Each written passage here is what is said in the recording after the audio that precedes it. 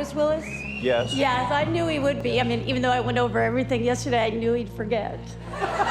Bruce Willis and Demi Moore were one of the biggest Hollywood power couples at the height of both of their careers in the late 1980s. Despite ending their marriage over 20 years ago and marrying other people, they've remained good friends and are often seen hanging out together as part of a blended family. Have you ever wondered what really ended one of Hollywood's most iconic marriages? I really lost sight of everything that was right in front of me. Demi Moore and Bruce Willis weren't just a celebrity couple, they were the couple. Beautiful, powerful, rich, and completely broken behind the scenes. For years, their split was brushed off as busy schedules and growing apart. But at 62, Demi finally revealed the actual reason, and it's not what you think. This wasn't a quick fallout. It was years of buried issues, wild rumors, emotional sabotage, and a slow-motion collapse behind red carpets and magazine covers. So what really went wrong? Let's dig into the truth behind the fantasy and why Demi Moore walked away from Bruce Willis. It started at a movie screening. The future pair first connected at a 1987 screening of Stakeout, starring Moore's then fiancé, actor Emilio Estevez. Moore and Estevez had called off their romance soon after, and within weeks of meeting, Moore and Willis were an item.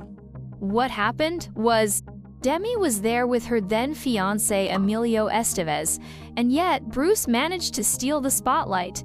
She says he was bold, confident, the dark, and compelling kind of man. That night ended with Bruce hanging out of a limo's sunroof shouting, "Hey, Demi!" like a scene out of a cheesy rom-com. But it worked. And just like that, Estevez was out. Bruce was in. The actress recalled that she attended an after-party with Willis that night, and he asked her to write her phone number on his arm. She also remembered him pulling up beside her on the highway while she was driving home, saying, "It was a stretch limousine in the next lane, with Bruce Willis and his buddies poking up through the open sunroof, shouting, 'Hey, Demi!' It was like the universe was telling me, pay attention to this one." Soon after, Demi ended her relationship with Emilio and began dating Bruce almost immediately. 4 months later, the two jetted off to Vegas. No overthinking, no hesitation. Just two of the hottest names in Hollywood getting married inside a suite at the Golden Nugget Hotel. One moment they were at the casino tables. The next, Bruce casually goes, "I think we should get married." And Demi? She didn't say no.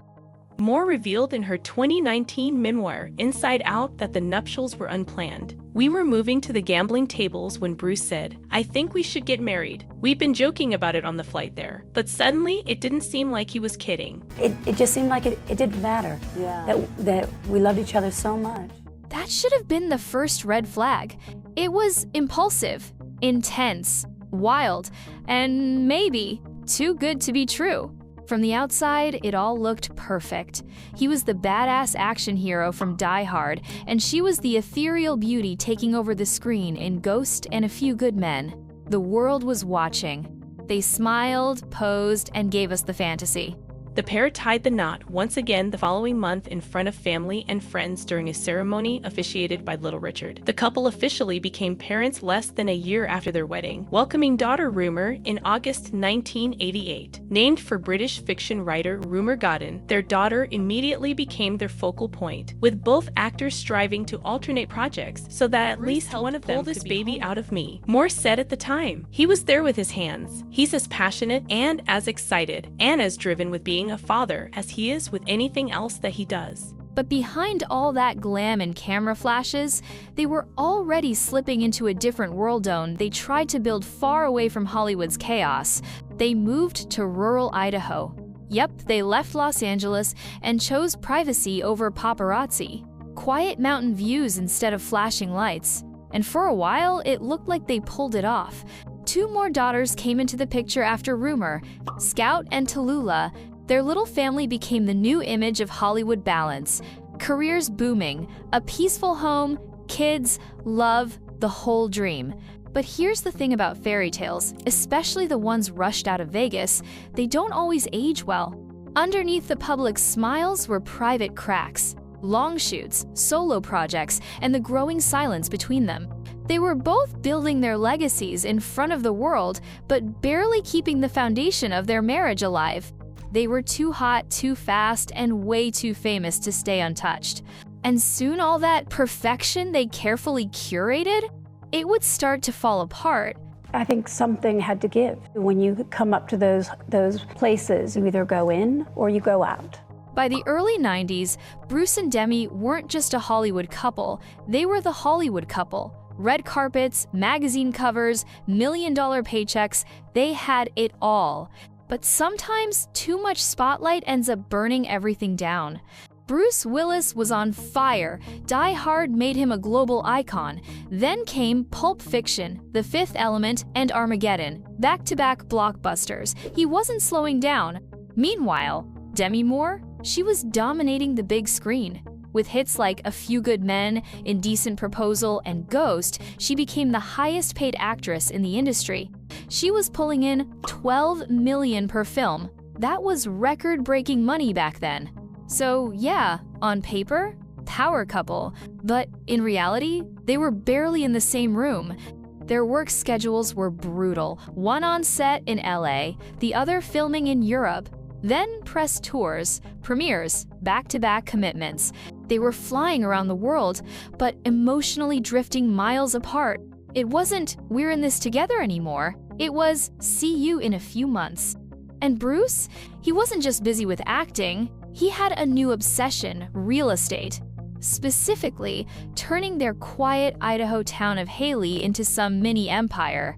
Restaurants, nightclubs, property development, Bruce wanted to be a mogul.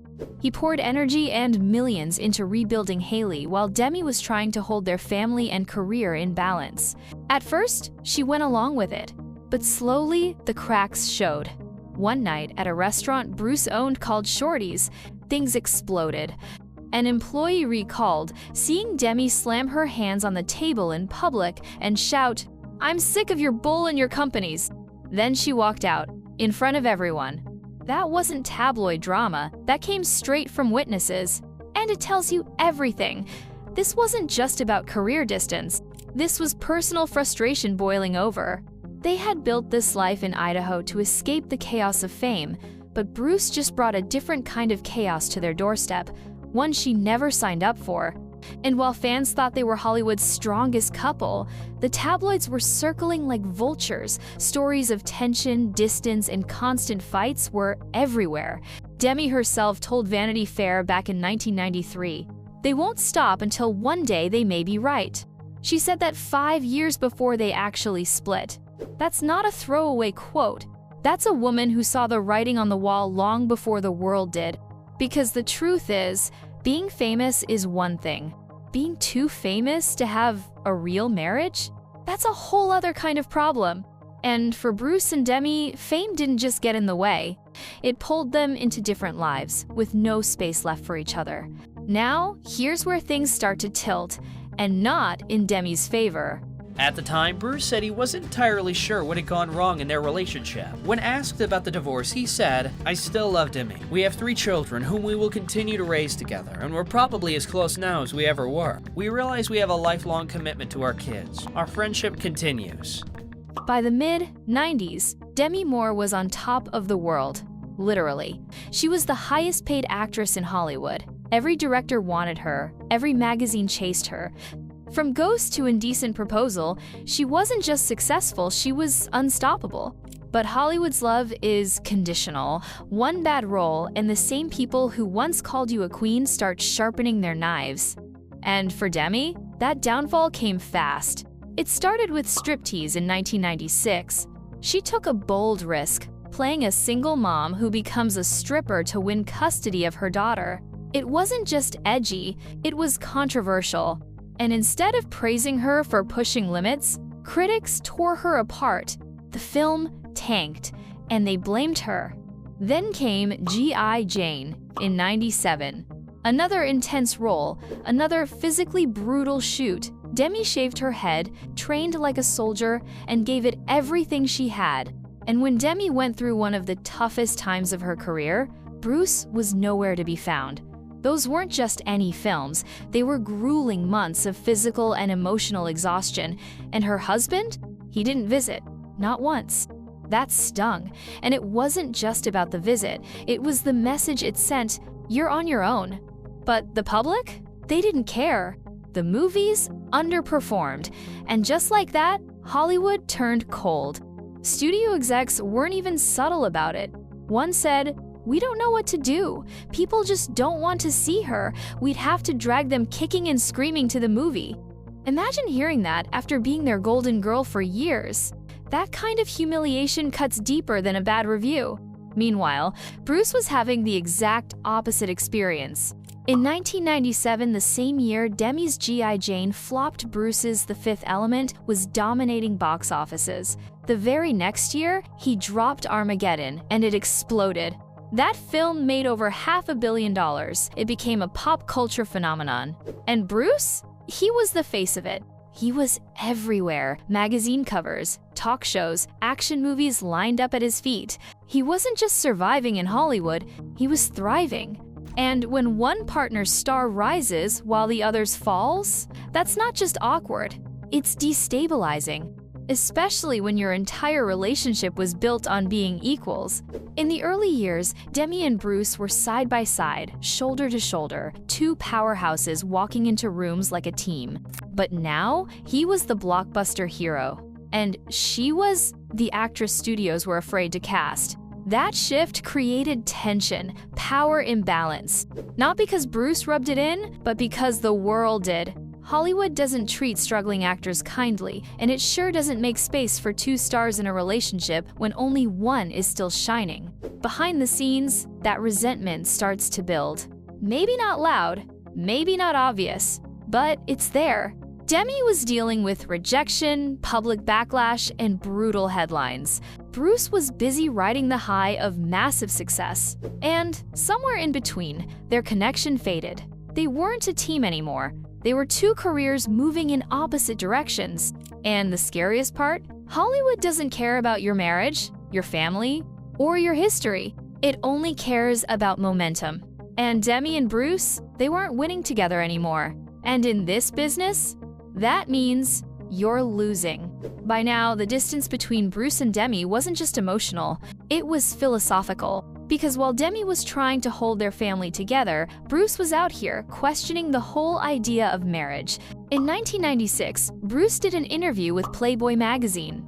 And let's just say it wasn't subtle. He said, "To think that you are going to find one person who understands what you need right now and is able to give it to you to anticipate what you will need 10 years from now, 20 years from now, for the rest of your natural ing life is a myth." That wasn't a slip of the tongue, that was a belief. And it hit like a wrecking ball, because those weren't the words of a man fighting for his marriage. Those were the words of someone slowly checking out emotionally, mentally, and maybe even physically. And the timing couldn't have been worse. Just 2 years later, Bruce and Demi officially separated. But even before that, rumors were swirling. A lot of them. People whispered about Bruce getting too close to certain women, especially on movie sets. There were allegations of flings with Liv Tyler and Milla Jovovich, both co-stars, both younger, both at the peak of their own rising fame. Then there was the restaurant manager, one of the women hired to help run one of Bruce's Idaho businesses. That rumor had legs, local witnesses, strange hours, awkward energy. Did Bruce ever confirm anything? No. Did Demi publicly accuse him? Also no. But here's the thing, silence doesn't always mean innocence. Sometimes it just means exhaustion. One of Demi's close friends told the New York Daily News, "I'm sure Demi heard about other women, but at least at the end of their marriage, I don't think she cared." That line says everything. Because by then, Demi had stopped fighting for what was already slipping away. Bruce wasn't just emotionally unavailable, he was trapped in his own internal war. He loved his kids, he respected Demi, but he also craved the freedom of the single life, the spontaneity, the attention, the admiration. And deep down, he didn't really believe in monogamy the way society expected him to. His own words in interviews exposed it. He once said, "No woman is going to satisfy a man's natural impulse to procreate. The impulse doesn't go away." That's not just casual honesty. That's a man laying his cards on the table and basically admitting he was never built for lifelong commitment. And let's be real, that kind of belief doesn't just cause friction in a marriage, it crushes the foundation. While Demi was trying to build a future, Bruce was busy questioning the whole blueprint. That conflict? You can't fix it with couples therapy. You can't fix it with vacations. You definitely can't fix it with more kids. This wasn't about one argument or one mistake. It was about worldviews. Demi still believed in partnership. Bruce didn't know if he ever had.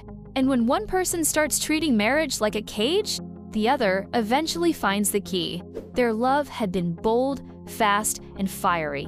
But by now, the fire wasn't keeping them warm, it was burning the house down. And the saddest part? Bruce didn't seem to hate Demi, he just didn't believe in what she stood for anymore. Let's be honest, it wasn't just Bruce who came with baggage. While he had his own war with commitment, Demi Moore was silently drowning in something far more personal, her own identity.